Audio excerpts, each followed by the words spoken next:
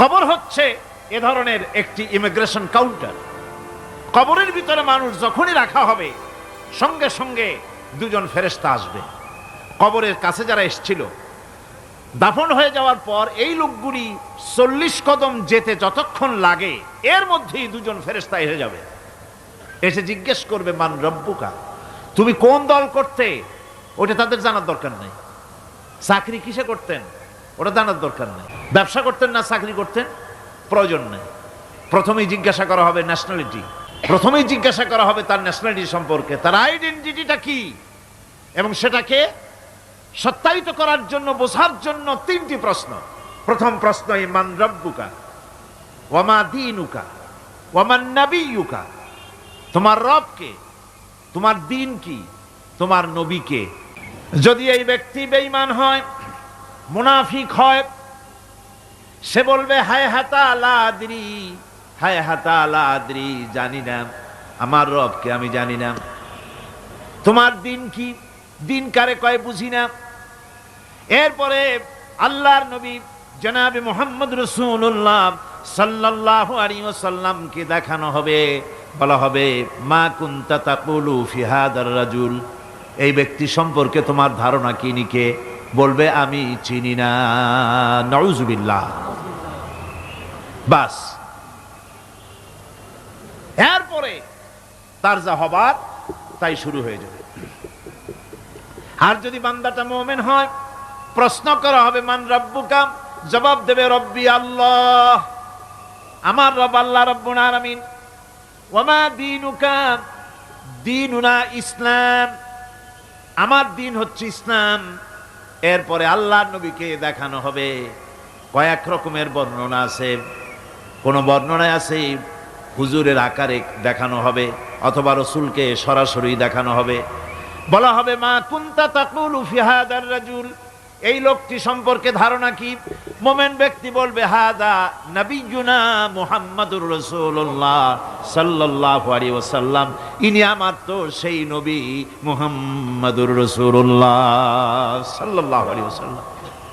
আমরা যেন এই রকমের জবাব দিতে পারি, আল্লাহ কবুল করো।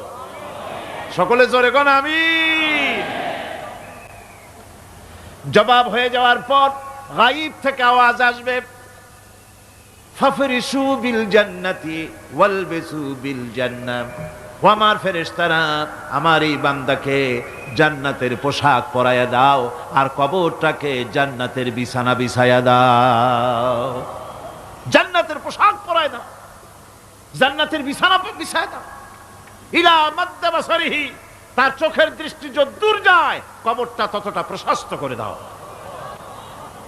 এরপর বেহেশতের পোশাক পরাইয়া, বেহেশতের বিছানা বিছায়া ফেরেশতা বলবে নম কানাউমুল উরুস, ঘুমিয়ে যাও। দুলামিয়া যেমন বাসর সজ্জায় নতুন বউ নিয়ে আরামে ঘুমায়, এরকম আরামে ঘুমায় যাও। ইলা ইয়াউমিল কিয়ামা, কিয়ামত পর্যন্ত ঘুমায় থাকো, আরামে ঘুমিয়ে থাকবে।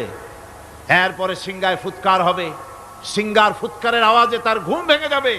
বলবে ইয়া ওয়াইলানা মান বা'সানা মিন মারকাদিনা, হায় আফসোস, আমার এত আরামের ঘুম থেকে কে আমাকে জাগ্রত করলো, আমার ঘুমটারে নষ্ট করলো কে। আওয়াজ আসবে হাদা মা ওয়াদার রহমান ওয়া সাদাকাল মুরসালুন, এটা হচ্ছে রহমানের সেই ওয়াদা, আর মুরসালিনরা নবীরা সত্য কথাই বলেছিলেন, সেই কিয়ামত অনুষ্ঠিত হচ্ছে। আমার বন্ধুগণ, সেজন্য এই দুনিয়ার মোহে পড়ে থাকলে পরে দুনিয়ায় যারা অগ্রাধিকার দিবে দুনিয়াকে পরকালের তুলনায়, জবাব দিতে পারবে না কবরের ভিতরে গিয়া।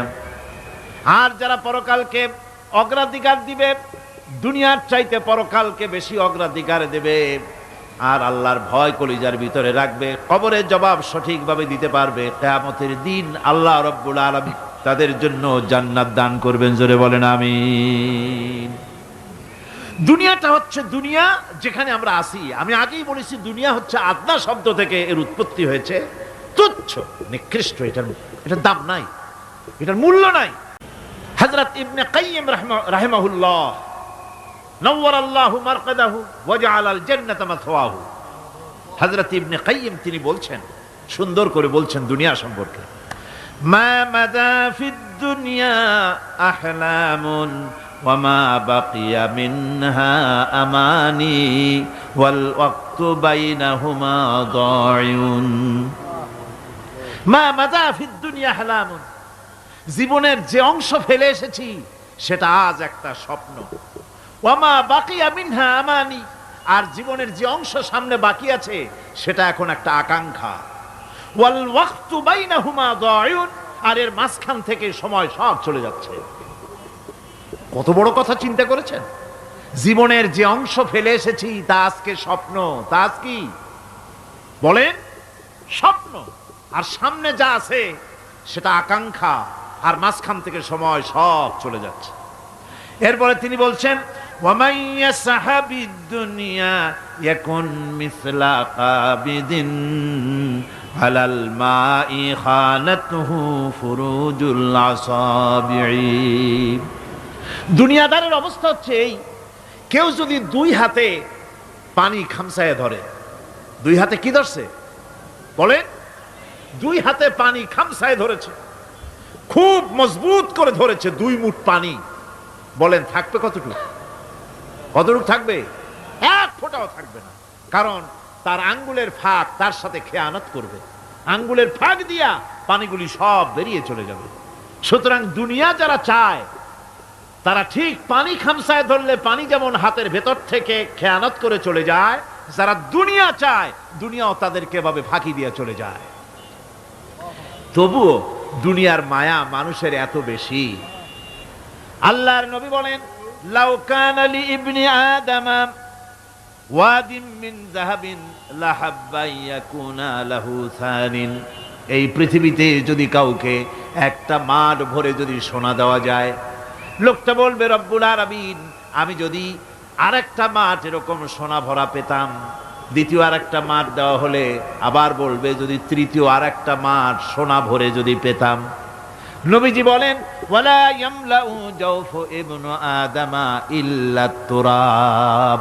মানুষের পেট 3.5 হাত মাটি ছাড়া, কবরের মাটি ছাড়া মানুষের পেট ভরবে না। আরো চাই, আরো চাই, চাওয়ার কোনো শেষ নাই। মানুষ এভাবে করে দুনিয়ার মহব্বতে এমনি পাগল হয়ে যায়, শুধু দুনিয়ার মহব্বত, পরকালকে বেমালুম ভুলে যায়। আমি কিন্তু এই কথা বুঝাতে চাই নাই যে পরকালের মহব্বতে, পরকালের ভয়তে বা পরকালের জন্য দুনিয়া আপনি বাজার ঘাট, বেচা কিনা, ব্যবসা বাণিজ্য সবকিছু ভুলে যান, না তা নয়। ভুল বোঝার কোনো কারণ নাই। পরকালকে অগ্রাধিকার দিতে হবে, মানে দুনিয়াটা চিরস্থায়ী জায়গা নয়। চিরস্থায়ী হচ্ছে কোনটা? আখিরাত। চিল্লায়গণ কোনটা? সুতরাং এখানে যা করতে হবে আখিরাতে জবাবদিহিমূলক জীবনযাপন করতে হবে।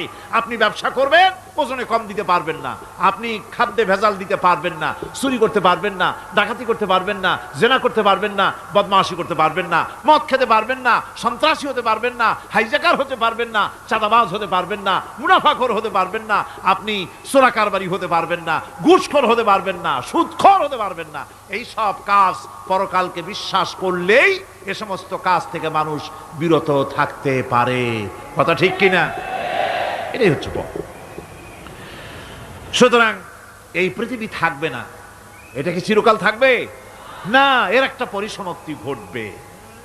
যেমন করে সারা বছর লেখাপড়া করার পর কলেজে, বিশ্ববিদ্যালয়, মাদ্রাসায়, হাই স্কুলে, সব জায়গায় সারা বছর লেখাপড়া করার পর যেমন পরীক্ষা দেওয়ার একটা দিন আসে, সারা বছর ব্যবসা করার পর হিসাব নিকাশ করার যেমন একটা সময় আসে, সারা মাস চাকরি করার পর বেতন পাওয়ার যেমন একটা দিন আসে, সারা জীবন চাকরি করার পর পেনশন পাওয়ার যেমন একটা সময় আসে, অনুরূপভাবে এই দুনিয়া যেদিন শেষ হয়ে যাবে, আল্লাহ নির্ধারিত সময় শেষ হয়ে যাওয়ার পর একটা সময় আসবে যখন আল্লাহ রব্বুল আলামিন সব শেষ করে দিবেন, লন্ডভন্ড হয়ে যাবে, কিছুই থাকবে না।